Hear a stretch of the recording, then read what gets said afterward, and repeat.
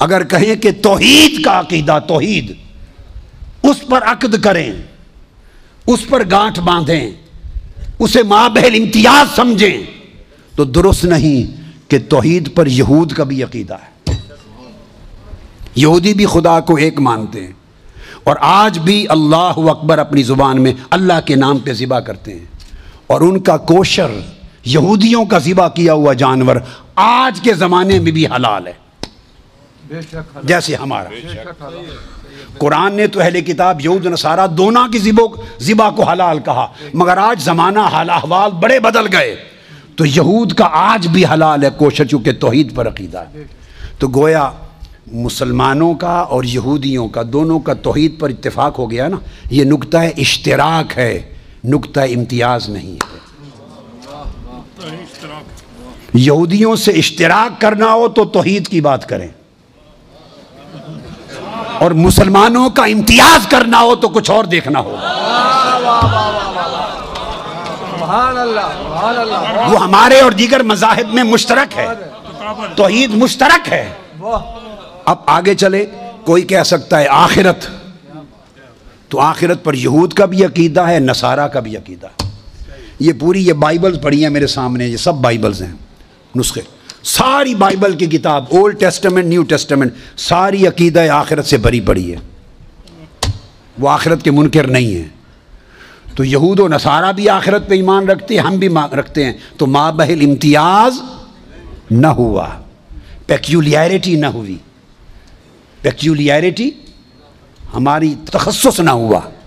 تو یہود و نصارہ سے عالم انسانیت کی سطح پر اشتراک کرنا ہو تو توحید اور آخرت کی بات کریں، مسلمانوں کا امتیاز کرنا ہو تو کچھ اور دیکھنا ہوگا۔ آپ کو سمجھ آ رہی ہے بات؟ جس سے مسلمان نکھر کے سامنے آ جائے مسلمان ہونا، اور کوئی اور اس کا مشترک نظر نہ آئے، وہ صرف شان رسالت مصطفیٰ ہے جو مسلمان کو ممتاز کر دیتی ہے سب مذاہب سے، سب عقائد سے ممتاز کر دیتی ہے۔ نقطہ ارتکاز اگر مسلمانوں کو اکٹھا کرنے کا ہم نے تلاش کرنا ہے تو عقیدہ مقام مصطفیٰ پہ اکٹھا ہونا ہوگا، عظمت شان مصطفیٰ پر اکٹھا ہونا ہوگا۔ نہ توحید مسلمانوں کو امتیاز دیتی ہے، نہ عقیدہ آخرت دیتا ہے، نہ رسالت عمومی کا تصور دیتا ہے، فقط عظمت و شان مصطفیٰ۔ یہ امتیاز اسلام ہے، یہ امتیاز اسلام ہے۔ وہ نہیں مانتے، سب چیزیں ان میں تھیں، تو قرآن نے ثابت کر دیا کہ مسلمانوں تمہارے ایمان اور عقیدے کا امتیاز مصطفیٰ کی غلامی ہے، کوئی اور شے نہیں ہے، کوئی اور شے نہیں ہے۔ لہذا اور یہ جو چیز جو میں نے عقد کی کہی، یہ صرف ہمارے اوپر واجب نہیں، یہ بات بڑی خاص ہے۔ یہ عقیدہ اللہ نے آقا علیہ السلام کی بعثت سے پہلے بنی اسرائیل کو بھی یہی عقیدہ غلامی مصطفیٰ دیا تھا۔ یہ بڑی خاص بات بتا رہا ہوں، یہ عقیدہ نیا نہیں دیا ہمیں۔ جب آقا دنیا میں تشریف نہیں لائے تھے، پہلی امتوں کو بھی یہی عقیدہ دیا تھا۔ عقیدہ کس سے ہے بولیے؟ عقد سے۔ عقد کی جمع کیا ہے؟ عقود۔ عقد کی جمع بہت آیتیں ہیں، میں نے جو جمع کی، مگر ٹائم شارٹ ہے، میں صرف 2 آیتیں کوٹ کروں گا۔ 6 پارے کی پہلے سورہ مائدہ کی پہلی آیت، ارشاد فرمایا یا ایھا الذین آمنوا اوفوا بالعقود، جو تم نے وعدے پکی گانٹھ کی طرح مجھ سے باندھ لیے ہیں نا، ان کو پورا کیا کرو۔ اللہ پاک نے فرمایا جو پکے وعدے کر لیے میرے ساتھ اور گانٹھ کی طرح باندھ لیے ہیں، وہ پورے کرو، وعدے پورے کرو۔ اب وعدے تو عمر گزر گئی نا سنتے کہ اوفوا بالعقود سے مراد وعدوں کو پورا کرو۔ آج یہ بھی کوئی نئی بات بھی سن لیں، یہ عقود کیا ہیں؟ عقد عقیدہ سے ہے، اس کی جمع عقود۔ تفسیر ابن جریر طبری کوٹ کر رہا ہوں، جو سب سے پہلی امت محمدی میں سب سے پہلی جامع تفسیر اور سب ائمہ و مفسرین نے تفسیر بالماسور میں جنہوں نے تکیہ ان پر کیا، باقیوں کی تو مختصرات تھیں۔ وہ امام ابن جریر طبری روایت کرتے ہیں کہ وہ جو اوفو بالعقود ہے اس سے مراد یہ ہے بل ھذہ الآیہ امر من اللہ تعالی لأہل الکتاب بالوفاء بما اخذ بہ میثاقہم من العمل بما فی التوراۃ والانجیل فی تصدیق محمد صلی اللہ علیہ وسلم۔ فرماتے ہیں کہ اس مراد سے مراد کے اپنے جو وعدے پکے باندھ لیے اس کو پورا کرو۔ فرمایا وہ جو عقیدہ شان مصطفیٰ تھا اس وعدے کو پورا کرو، جب میرا محبوب آ جائے ان کی شان کے ڈنکے بجانے۔ اسی طرح امام ابو محمد المکی الہدایہ تفسیر کی کتاب، اس میں آپ فرماتے ہیں ابن جریج ان سے مروی فرماتے ہیں ہی العہود، یہ جو عقود ہیں التی اخذها اللہ علی اہل الکتاب من العمل بما فی التوراۃ والانجیل فی تصدیق محمد فہی لأہل الکتاب خاصۃ، یہ اہل کتاب کے لیے خاص اتری ہے۔ اور فرمایا کہ جو تم سے وعدہ لیا تھا کہ جس دور میں میرا محبوب آ جائے جو کلمہ تم پڑھتے ہوگے اسی لمحے چھوڑ دینا ہے۔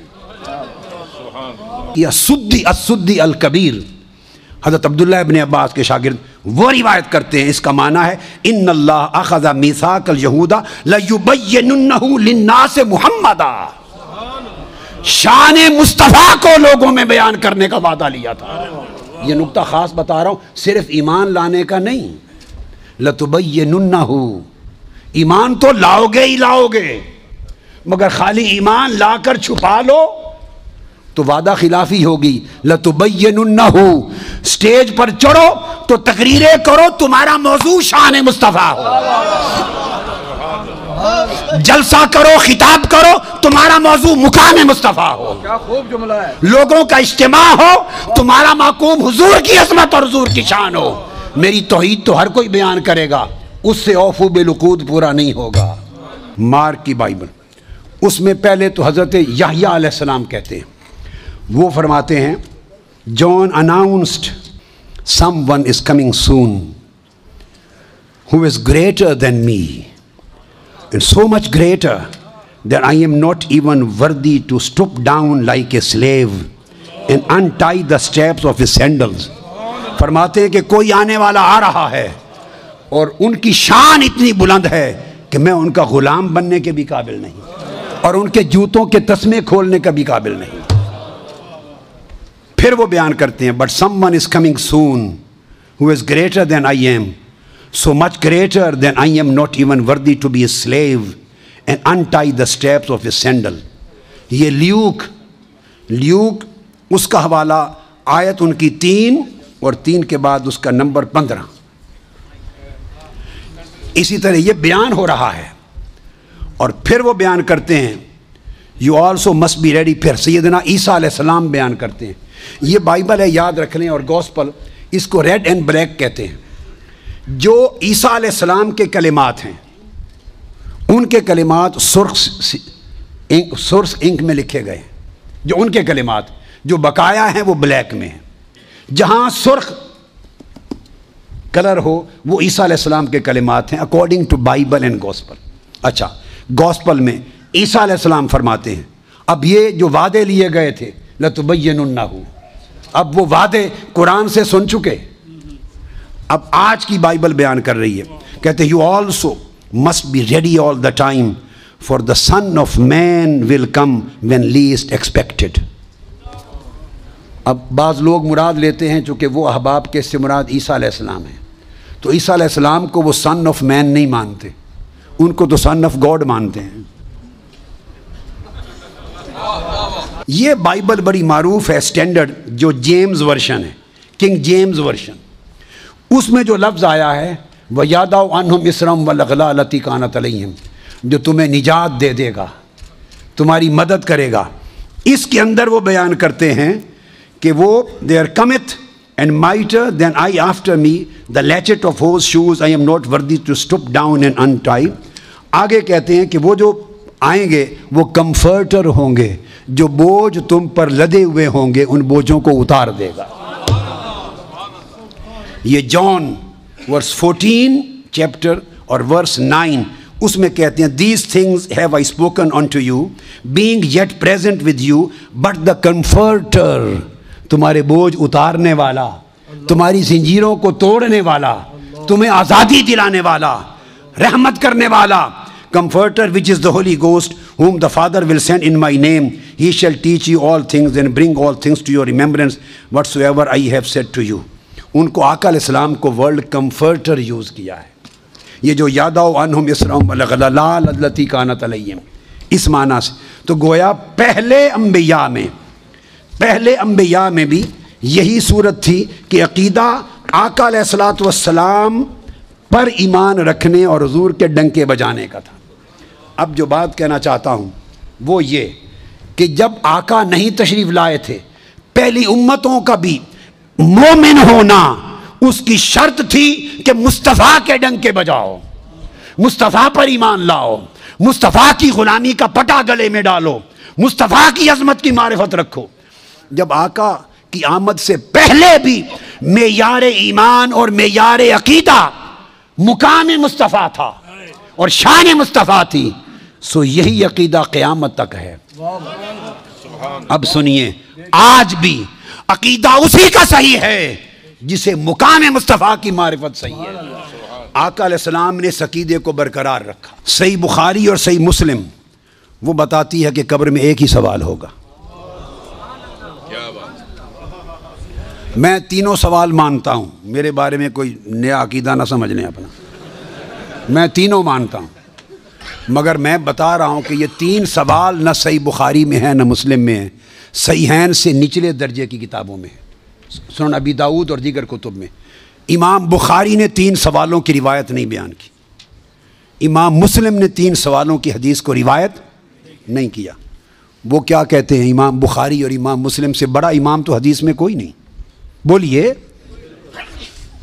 وہ کہتے ہیں ایک ہی سوال ہوگا.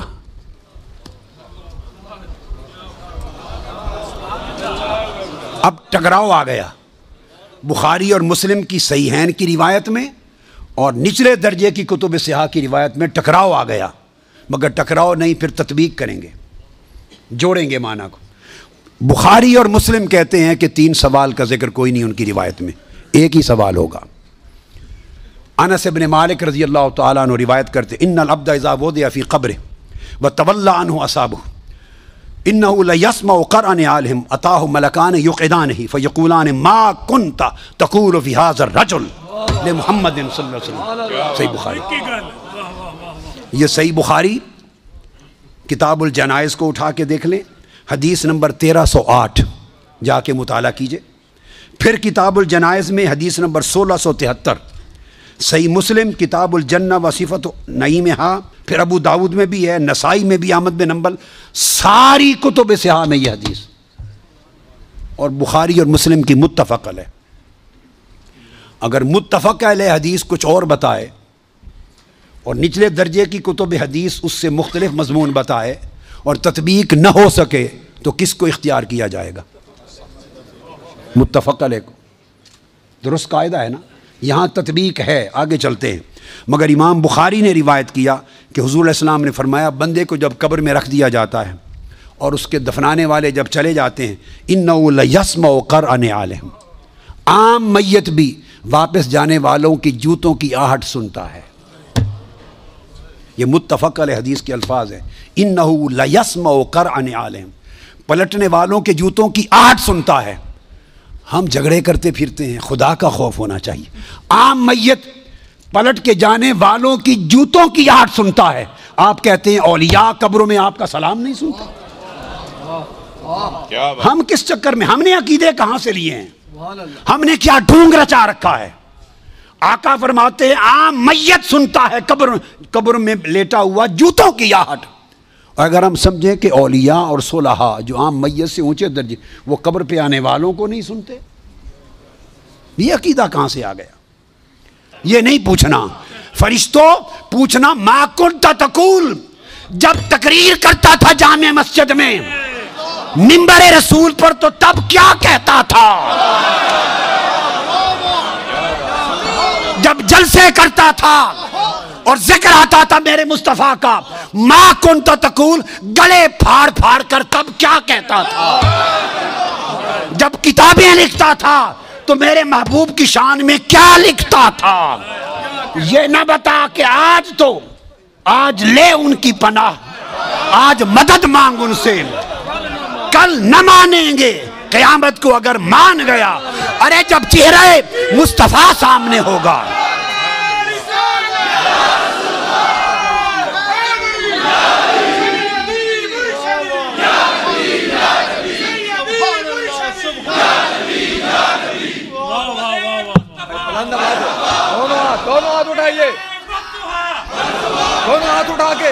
دونوں ہاتھ اٹھا کے سیدی و مرشدی، ارے سیدی و مرشدی۔ تو فرمایا یہاں تو جب کوئی اور شے نظر نہیں آئے گی سوائے دو فرشتوں کے جو پوچھ رہے ہیں، اور چہرہ مصطفیٰ سامنے ہوگا تو پھر تو سب عقیدے کی سمجھ آنی ہے، پھر کیسے انکار کرو گے؟ پھر تو سب سیدھے ہو جائیں گے۔ فرمایا آج کا سیدھا ہونا قبول نہیں ہے، آج پہچان لو قبول نہیں ہے۔ بتا وہ زندگی بھر کیا کہتا، کیا کہا کرتا تھا؟ ما کنت تقول، تقریریں کرتے ہوئے حضور کی شان گول کر کے آگے گزر جاتا تھا یا رک کے کھول کھول کے بیان کرتا تھا؟ جب شان مصطفیٰ، عظمت مصطفیٰ، رفعت مصطفیٰ، مقام مصطفیٰ، جب حضور کی شانوں کا، آپ کے رخ و رخسار کا، میرے محبوب کے گھیسوؤں کا، میرے محبوب کے چال چلن کا، میرے مٹھن کا، میرے محبوب کے حسن کا، جمال کا، کمال کا، عظمت کا جب تذکرہ آتا تھا تو تیرا چہرہ کھل اٹھتا تھا یا مروڑ آ جاتے تھے؟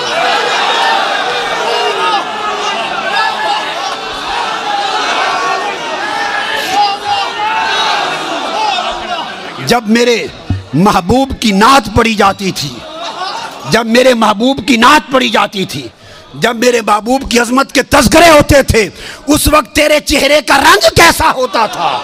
کھلتا تھا یا پیلا ہو جاتا تھا؟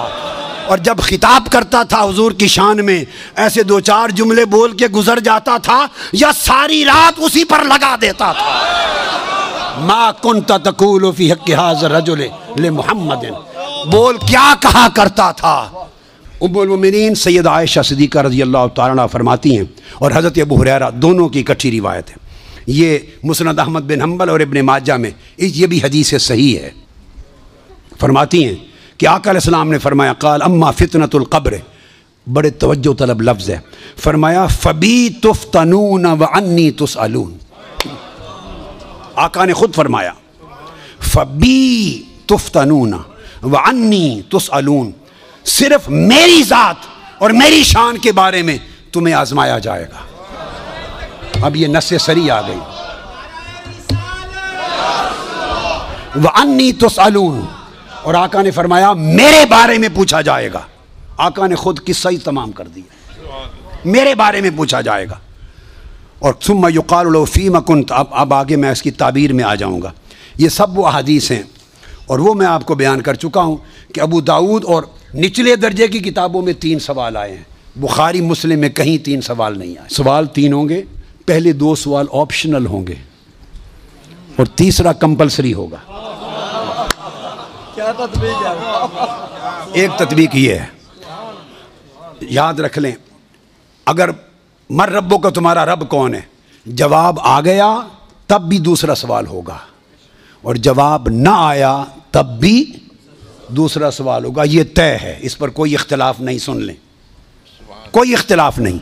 جواب نہ آیا تو مسئلہ نہیں کہ اب کام تمام، اس کو پہلے ہی جواب نہیں آیا لہٰذا فرشتوں کو اٹھاؤ، گرز مارو، اس کو عذاب دو، نہیں۔ اگر نہیں آیا کہ میرا رب کون ہے، اس کو دوسرے سوال کا موقع دیا جائے گا۔ دوسرے سوال تیرا دین کیا ہے، جواب آ گیا تب بھی، نہ آیا تب بھی، اگر نہیں آیا جواب تب بھی فیصلہ نہیں ہوگا عذاب و ثواب کا، پھر اگلے سوال کا موقع دیا جائے گا۔ جب جن سوالوں کا جواب نہ آئے تب بھی اگلے سوال کا موقع دیا جائے، اس کو آپشنل کہتے ہیں، کہ آگے بھی گنجائش ہے، چلو نظر انداز کر دیتے ہیں۔ دوسرا جواب نہیں آیا، چلو پھر تیسرا کر لو۔ دونوں کا جواب نہ آئے تو پھر بھی پوچھا جائے گا آگے. اور تیسرا سوال رکھا، بتاؤ میرے محبوب کے بارے میں عقیدہ کیا تھا. اگر یہ جواب نہ آئے تو اس کے بعد کوئی چوتھا سوال نہیں. اس کے بعد فرمایا پکڑ لو اس بے ایمان کو، پکڑ لو اس دیوس کو جو دین اسلام کا نام لیتا ہے، کلمہ پڑھتا تھا اور میرے مصطفیٰ کی شان نہیں پہچانتا. کوڑے مارو، گرز مارو، کھڑکی کھل جائے گی اور اس کا ٹھکانہ قبر کو جہنم بنا دیا جائے گا. تو یہ تیسرا فائنل کمپلسری سوال ہے. اس نے کہہ دیا میرا رب اللہ ہے، تو اللہ کو ماننے والے یہودی بھی ہیں، اللہ کو ماننے والے مسیحی بھی ہیں. اس نے جواب دے دیا میں اللہ کو مانتا ہوں، میرا رب اللہ ہے. تو اب دوسری تطبیق بتا رہا ہوں. پھر دوسرا سوال تمہارا دین کیا ہے. اگر اللہ کو مانتا ہے تو وہ مسلمان بھی ہو سکتا ہے، وہ عیسائی بھی ہو سکتا ہے، وہ یہودی بھی ہو سکتا ہے. آپ بات کو سمجھ گئے نا. اب اس کی تمیز وہ جو میں نے مابہل امتیاز بات بتائی تھی کہ فیصلہ امتیاز کس پر ہے، کہ وہ تو تینوں مذہب مانتے ہیں خدا کو. تو اب دوسرا سوال اس لیے کیا کہ پھر یہ تعین ہو جائے کہ یہ یہودی ہے یا مسیحی عیسائی ہے یا مسلمان ہے. ما دینوں کا 10 تیرا دین کیے، 2 + 2 4 ہو جائے گا نا کھرا. کہ اگر دین اسلام کہے دینی الاسلام تو یہودیت کا خیال بھی گیا اور عیسائیت کا امکان بھی گیا. اب یہ مسلمان رہ گیا. پہلے 2 سوال کھنگالنے کے لیے ہیں کہ پتہ چلے کہ ہے کیا. کافر ہے، سکھ ہے، آتش پرست ہے، دہریہ ہے، کیا ہے. پتہ چل گیا کہ نہیں رب کو ماننے والا ہے تو پھر یہودی ہے، مسیحی ہے، مسلمان ہے. جب اس نے کہہ دیا میرا دین اسلام ہے تو سارے امکانات گئے. اب رہ گیا کہ یہ مسلمان ہے. تو جب پتہ چل گیا کہ مسلمان ہے تو مسلمان کے لیے صرف ایک ہی سوال ہے. جب اس نے کہہ دیا میرا دین اسلام ہے تو فرمایا یہ مسلمان ہے.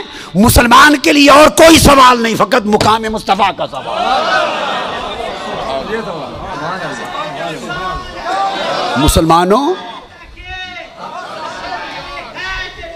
مسلمانوں اگر یہ بتا لیا قبر میں کہ ہمارا رب اللہ ہے تو یہ جواب تمہیں سکھ، آتش پرست، ہندو، دہریہ وغیرہ سے نجات دے کر یہودی، عیسائی یا مسلمان اس زمرے میں لا کے کھڑا کر دیں گے. اور اگر پھر بتا دیا میرا دین اسلام ہے تو یہودیت اور عیسائیت کو ختم، پھر تمہیں مسلمانوں میں شمار کر کے سوال ہوگا. اور مسلمان اب جنت کے لائق ہے یا دوزخ کے، اس فیصلے کے لیے ایک ہی سوال ہوگا. اور 10 ساڑھے سونے دے بارے تیرا کیتا.